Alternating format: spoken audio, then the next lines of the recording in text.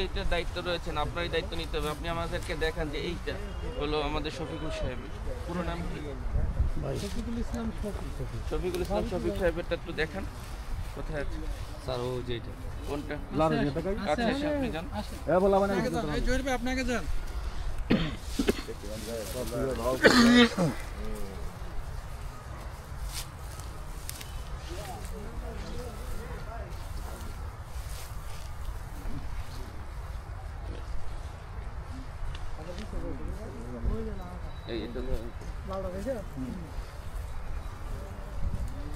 কোনটা শফিক সাহেব?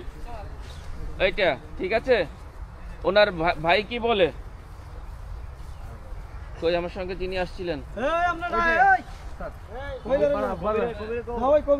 হ্যাঁ ঠিক আছে, ঠিক আছে, ওইটা ঠিক আছে, ঠিক আছে। তাহলে আমাদের যে রেডি আছে না, তাহলে শুরু করে দেন, কার্যক্রম শুরু করে দেন। কাজ শুরু করে দাও। এই ভাই ভেতরে কেউ যান না ভাই, অনুগ্রহ করে। যারা কাজ করবেন তারা যান, আর অন্য কেউ যান না, সবাই চলে আসেন। এখানে কেউ থাকবেন না, চলে আসেন। ভাই আপনি আপনি চলে আসেন, প্রয়োজন নেই, আমরা আছি তো।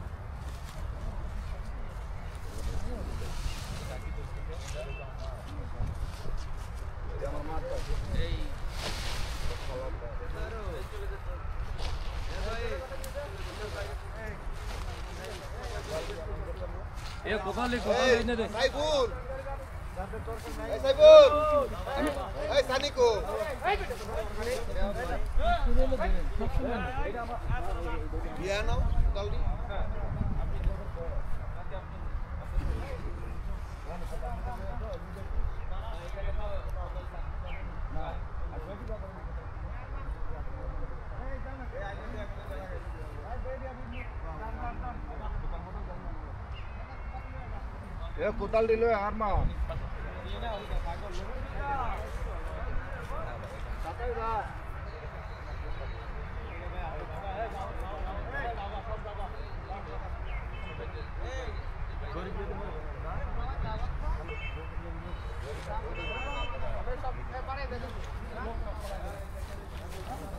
লিস্টের নাম লেখা আছে, লিস্টের নাম লেখা আছে।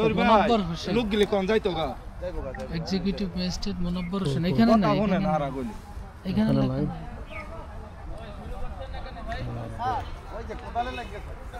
আচ্ছা ভাই, এই ফাঁকে আমার সাথে একটু কথা বলি। আজকে লাস্টটা উত্তোলনের কারণ কি? আজকে লাস্টটা উত্তোলনের কারণ হচ্ছে যে মারা গেছে সে আমার মনে করেন যে ভাই লাগে। আমরা এর সাথে আমরা 4-5 ভাই মিলা বৈষম্য ছাত্র আন্দোলনে গিয়েছিলাম। ওইখান থেকে আসার পথে আমি একটু আমাদের গোপালদি বাজার আছে, বাজারে ছিলাম, এদেরকে আমি বাড়িতে পাঠাইছি। তখন এরা যারা মারছে ভিকটিম, এদের বাড়ির পাশ দিয়ে রাস্তা আসতে হয়। তখন এরা মনে করেন আগে থেকে ওই দাও ছুরি এগুলি নিয়ে রেডি ছিল। তখন এরা বলতেছে যারা মারছে শফিকুল ইসলাম যে তোরা কোথায় থেকে আসলি? তখন বললো বৈষম্য ছাত্র আন্দোলন থেকে যোগ দিয়ে আমরা আসতেছি বাড়িতে। তখন তোরা কেড়ে গেছস, তোরা কি সরকার নামালি তেমনি এসে নি? তখন এ বলছে সরকার তো নামিয়ে গেছে, অলরেডি পালাই গেছে, তো সারা দেশের মানুষই গেছে, তো আমাকে এখানে বেগে দিলি কেন? এরপরে মনে করেন যে অকথ্য ভাষা গালাগিলা শুরু করছে।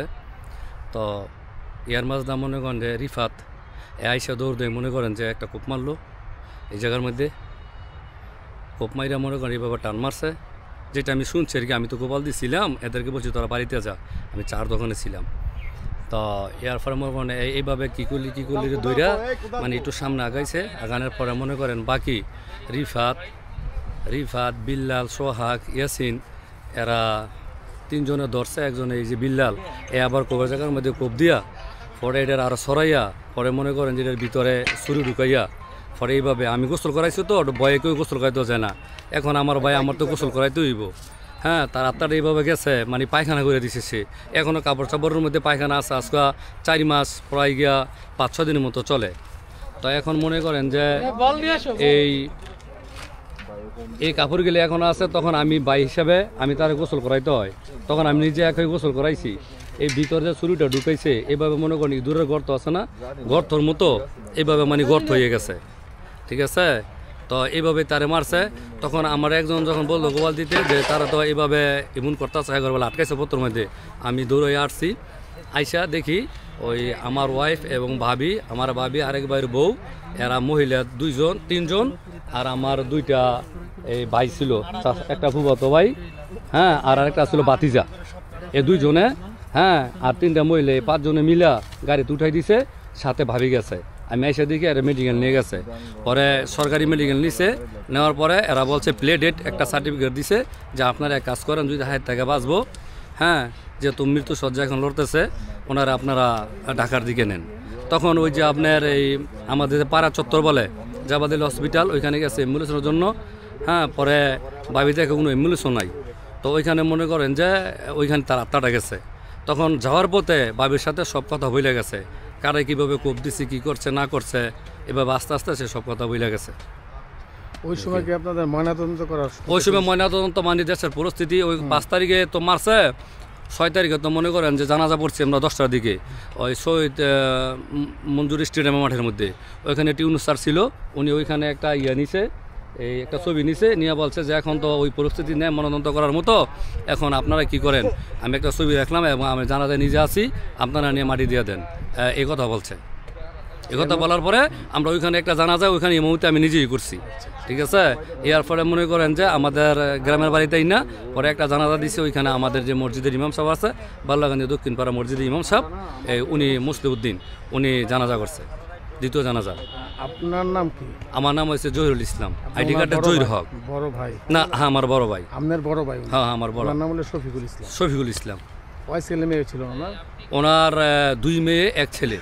2 মেয়ে 1 ছেলে। 1 ছেলে। কি করতেন উনি? আপনি ব্যবসা করতেন? উনি মনে করেন যে এইভাবে জাল টাল পাততো, তারপরে কিছু ওই যে পালম আছে না, যে এগুলো চালাইতো, মানে এক সময় একটা করতো। আর মনে করেন আর আমি মনে করেন যে একসাথে মনে করেন মিটিং মিছিল যাইতাম, যখন মনে করেন যে আমি হচ্ছে যুবদলের সভাপতি, আমাকে ওয়ার্ডের, এই যুবদলের একটা কর্মী, আমার দোনো বাইরে কার্ড আছে, ঠিক আছে, আমার আছে সবুজটা, আর আছে হলুদটা, ঠিক আছে।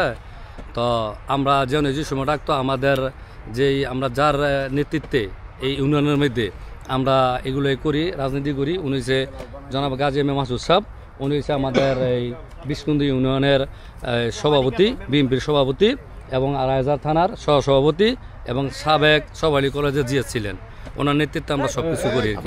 উনি কোথায় গেছিল আন্দোলনে অংশগ্রহণ করার লাগে? আমরা আন্দোলনটা গেছি আপনার 300 ফিট দিয়া, যে ওখানে ওভারব্রিজটা আছে না, ওভারব্রিজটার ওইখানে, ঠিক আছে। তখন ওইখান থেকে মনে করেন যে আমরা ফিরে আবার বাড়িতে আইতেছি। এইটা মারার ঘটনাটা ফিরলেন আপনারা? আমরা যখন ফিরলাম আমরা ওইখান থেকে রওনা দিছি মনে করেন যে 2:30-3টার দিকে অনুমানিক গরুতে আর দেখি নাই, হ্যাঁ, বিকালে। তখন মনে করেন যে আমরা গোপালদি বাজার আইয়া পৌঁছতে 5টা 5:30 মতো বাজছে। এটা একটা কি বাড়ি কাছাকাছি করছে? এটা একটা করছে এক বাড়ির দিয়ে রাস্তা, এক বাড়ির কাছ দিয়ে রাস্তা, মেন রাস্তার সাথে এদের বাড়ি। এই 17 বছর মনে করেন যে আমরা বহুত নির্যাতন হয়েছি, মানে এই দিক দিয়ে আমরা গেলে এরা অকথ্য ভাষা সবসময় গালিগালাজ করতো, ঠিক আছে। আর এরা মনে করেন যে একটা সন্ত্রাস, এরা মনে করেন যে এই আপনার এই ইয়াবা, তারপরে যে গাঁজা, তারপরে মনে করেন যে মদ, সব কিছু এদের দ্বারা চলতো এবং এরা এগুলো নিয়ন্ত্রণ করতো এবং নিজেরা খাইতো, চিনি। এরা কোনো কিছু বলতে পারতো না। আপনার মানে এখন দাবিটা কি? আমার দাবিটা হইলো আমার ভাইয়ের প্রকৃতির পক্ষে হত্যার বিচার চাই, এটা আমাদের দাবি, যাতে বাংলাদেশে আর কোনোদিন রাজনৈতিকভাবে এরকম কারো কেউ কোনো হত্যা না করে, এরকম প্রতিহিংসা নিয়ে, এটাই আমার দাবি।